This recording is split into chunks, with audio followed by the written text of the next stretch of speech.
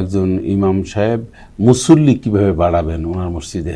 ইমাম যেহেতু মুসল্লিদের ইমাম, তো মুসল্লির সংখ্যা যদি মসজিদে কম থাকে তো ইমামের এটা ব্যর্থতা।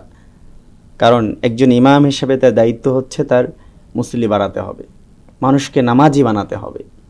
তো তার অধীনস্থ যে এলাকা আছে, তার আওতা মসজিদের ক্যাচমেন্ট যে এরিয়া আছে, এই এরিয়ার যতগুলো মানুষ আছে এই প্রত্যেকটি মানুষের খোঁজ খবর তার নেওয়া উচিত ইমাম সাহেবের।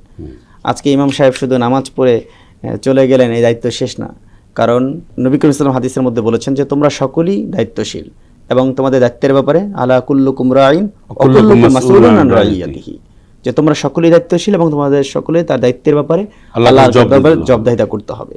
তো যেহেতু ইমাম সাহেব একজন দায়িত্বশীল, সুতরাং তার সমাজের প্রত্যেকটি মানুষ যেন নামাজি হয়, প্রত্যেকটি মানুষ যদি মসজিদমুখী হয়, সেজন্য একজন ইমাম সাহেবের দায়িত্ব হচ্ছে প্রতিটি মানুষকে মসজিদ থেকে ওই মিম্বার থেকে যেমন দাওয়াত দিবেন, যদি সে দাওয়াতেও কাজে না হয় প্রয়োজনে তার সে ব্যক্তিগতভাবে দাওয়াত দিবেন। ব্যক্তিগতভাবে বিভিন্ন পর্যায়ে দাওয়াত দিয়ে মুসল্লি বৃদ্ধির যত ধরনের পদক্ষেপ আছে সেটা ইমাম সাহেব বাস্তবায়ন করবেন। ইমামের দায়িত্ব শুধু নামাজ পড়ানো না, তার ইমাম সাহেব মুসল্লিদের মধ্যে একটা উৎসাহ দেওয়ার জন্য পুরস্কারের ব্যবস্থা রাখতে পারেন, একটা পুরস্কার ব্যবস্থা করতে পারেন। এটা করলে সেটা উৎসাহ পাবে মুসল্লি বৃদ্ধির একটা প্রোগ্রাম হাতে। এই বিষয়টা আপনাকে আমি উদাহরণ দিতে পারি।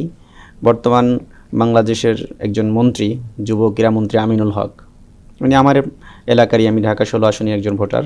তো ওনার একটা উদ্যোগ দেখেছিলাম, রমজানের শুরুতে উনি আমাদের 16 আসনের বিভিন্ন মসজিদে উনি পুরস্কার ঘোষণা করেছেন যে সকল শিশুরা 14 বছর বয়স, মানে 7 থেকে 14 এই বয়সের বাচ্চাগুলো রয়েছে, তারা যদি একেবারে 30 দিন মসজিদে 5 ওয়াক্ত নামাজ তাকবীরুল্লাহর সাথে পড়ে, ইমাম সাহেবের লিখিত থাকবে, একটা ফর্ম দিয়েছেন, ইমাম সাহেব সাইন করবেন, তাদেরকে প্রত্যেকজনকে একটি সাইকেল দিবেন।